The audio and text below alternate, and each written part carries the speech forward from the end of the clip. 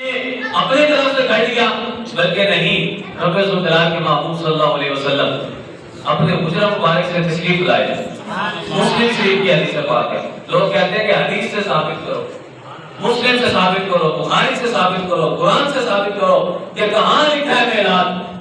تو ہم الحمدللہ ثابت کر رہے ہیں اور ہم بتا رہے ہیں کہ اس مجلس کا یعنی کتنا رب ذو جلال کی بارگاہ کے اندر رب ذو جلال اس کو پسند فرماتا ہے۔ رب ذو جلال کے محبوب صلی اللہ علیہ وسلم حجرہ مبارک سے باہر تشریف لائے تو دیکھا صحابہ کرام علیہ رضوان بیٹھے تھے اور کچھ تذکرہ کر رہے تھے، تو حضور علیہ السلام نے پوچھا ما اجلسکم، اے صحابہ تمہیں کس چیز نے بٹھا رکھا ہے؟ اب جو فرش زمین پر بیٹھ کر عرش بری کی خبریں دیتے ہو، جن کو پتا ہو کہ جنت کا دروازہ کب کھلتا ہے اور جنت کے اندر کیا کام ہوتا ہے، تو کیا ان کو یہ نہیں پتا تھا کہ ان کی مسجد کے اندر کیا ہو رہا ہے؟ پتا تھا، سب کچھ پتا تھا۔ کئی اور احادیث ہیں جس سے یہ ثابت ہوتا ہے کہ حضور علیہ السلام نے غیب کی خبر دی اور اس چیز کی خبر دی جس کا کسی کو پتہ ہی نہیں تھا۔ لیکن یہاں پر حضور علیہ السلام نے سوال کیوں کیا؟ ما اجلسکم، اے صحابہ تمہیں کس چیز نے بٹھا رکھا ہے؟ سوال اس وجہ سے کیا تاکہ آج مجھے دیکھنے والے، مجھے دیکھ کر ایمان لانے والے اور قرآن پاک کو اترتا ہوا دیکھ کر قرآن پاک پر ایمان لانے والے جب یہ یہاں پر جو جواب دیں گے تو کل میرے بعد میں جو آنے والی امت ہوگی مجھے دیکھا نہیں ہوگا، لیکن جو یہ جواب دیں گے ان کے لیے وہ جواب بن جائے گا۔ لہذا ہم سے کوئی اگر پوچھے کہ ما اجلسکم، اے گروہ، اے مسجد میں آنے والوں تمہیں کس چیز نے بٹھا رکھا ہے، تو ہمارا حق بنتا ہے کہ ہم وہی جواب دیں جو حضور علیہ السلام نے جب پوچھا تو صحابہ کرام علیہ رضوان نے جواب دیا۔ تو حضور علیہ السلام نے پوچھا کہ ما اجلسکم، اے صحابہ کیا وجہ ہے، تمہیں کس چیز نے بٹھا رکھا ہے؟ تو صحابہ کہتے ہیں جلسنا یا رسول اللہ صلی اللہ علیہ وسلم، ہم بیٹھے ہیں، کیوں؟ ندعو اللہ ونحمدہ علی ما ہدانا لدینہ ومن علینا بک۔ اے محبوب صلی اللہ علیہ وسلم، ہم یہاں پر بیٹھے ہیں تو ہمارا بیٹھنے کا مقصد یہ ہے کہ سب سے پہلے تو ہم رب ذو جلال کو پکار رہے ہیں اور اس کی حمد و ثنا کر رہے ہیں۔ کیوں؟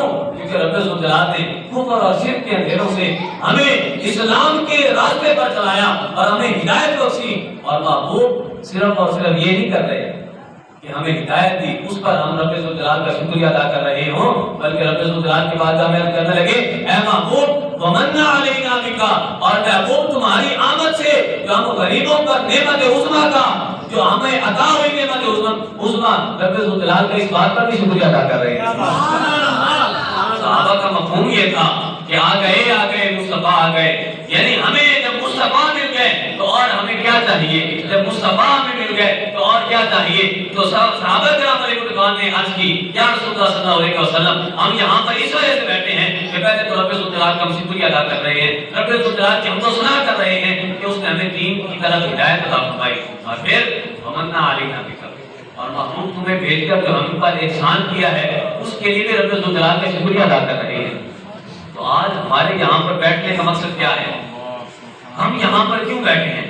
کسی کے باپ کا تذکرہ ہے، کسی لیڈر کا تذکرہ ہے یا کسی جاگیردار کا تذکرہ ہے؟ نہ، بلکہ ہم تو اس بات کا تذکرہ کر رہے ہیں کہ یہ وہ مقدس لمحات ہیں، وہ مقدس مہینہ ہے کہ جس میں رب ذو جلال نے اپنے محبوب کو ہم تک بھیجا۔ وہ نعمت عظمیٰ جب ہمیں حاصل ہو اور ہم بھی ویسے شکریہ ادا کریں جس طرح صحابہ نے شکریہ ادا کیا، تو حضور علیہ السلام نے فرمایا تم مجھے قسم دو، اے صحابہ تم واقعی یہ کام کر رہے ہو، تم مجھے اس بات پر قسم دو۔ تو صحابہ کرام علیہ رضوان نے کہنے لگے واللہ ما جلسنا الا بذالک، محبوب آپ تو سب جانتے ہیں ہم صرف اور صرف رب ذو جلال کی قسم ہم اسی کام کے لیے بیٹھے ہیں، اور وہ کام کیا تھا؟ نہ نماز تھی، نہ زکات تھی، نہ جہاد تھا، نہ ہی کچھ اور تھا، نہ جہاد تھا نہ نماز تھی۔ نماز بھی پڑھتے تھے، وہ جہاد بھی کرتے تھے، لیکن کبھی کبھی ٹائم نکال کر محفل میلاد بھی کرتے تھے، اور بتایا محبوب صلی اللہ علیہ وسلم ہم رب ذو جلال کی قسم اٹھا کر کہتے ہیں ما جلسنا الا بذالک، ہم صرف اور صرف اسی کام کے لیے بیٹھے ہیں۔ تو حضور علیہ السلام نے فرمایا لم استحلفکم تہمۃ، اے صحابہ تم یہ نہ سمجھنا کہ مجھے تم پر کوئی شک تھا، یا کوئی جھوٹ کا خدشہ تھا، نہ بلکہ حضور علیہ السلام نے فرمایا کہ میں نے تم پر یہ جو تم سے قسم لی ہے یہ اس وجہ سے نہیں لی کہ مجھے تم پر کوئی شک تھا، بلکہ جاءنی جبریل ان اللہ یباہی بکم الملائکہ۔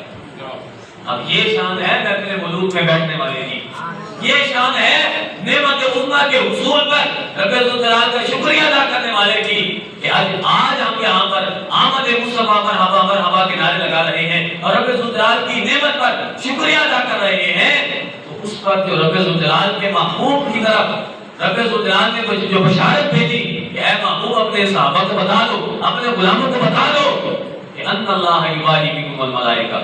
حضور علیہ السلام نے فرمایا کہ اے صحابہ مجھے تم پر کوئی تہمت نہیں تھی، بلکہ میں تو وہ تمہیں انعام دینا چاہتا تھا جو رب الجلال کی طرف سے مجھ پر رب الجلال نے میری طرف نازل کیا اور مجھ تک وہ پیغام پہنچوایا، اور وہ کیا تھا؟ جاءنی جبریل ان اللہ یباہی بکم الملائکہ، جس کا مفہوم یہ ہے کہ اے صحابہ، اے فرش زمین پر بیٹھ کر محبوب دو عالم صلی اللہ علیہ وسلم کا میلاد منانے والوں، عرش بری پر رب الجلال اپنی شایان شان تم پر فخر فرما رہا ہے۔ سبحان اللہ، سبحان اللہ، الحمدللہ، الحمدللہ۔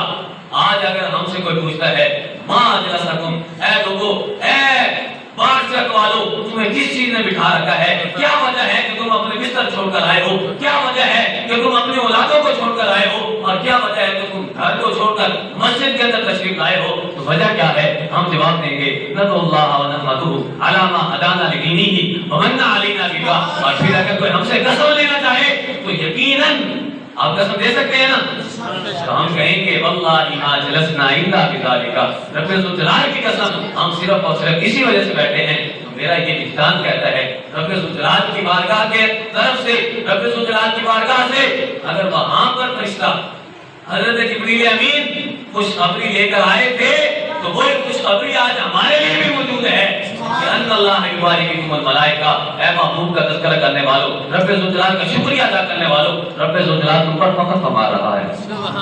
تو یہ اہمیت اور یہ ہے شان۔ آپ اپنے آپ کو عام نہ سمجھے، محبوب کا امتی ہیں، اس محبوب کے امتی ہیں کہ جو آخری نبی ہیں، اور آپ بھی آخری امت ہیں اور آپ افضل امت ہیں۔ لہذا ہمیں کبھی بھی احساس کمتری کا شکار نہیں ہونا چاہیے، بلکہ ہمیں ہر چیز وہ ملی جو رب الجلال کے کائنات کے اندر رب الجلال کی جو حکومت تھی اس میں جو سب سے افضل اور اعلیٰ چیز تھی، رب الجلال نے ہمیں وہ چیز عطا فرمائی ہے۔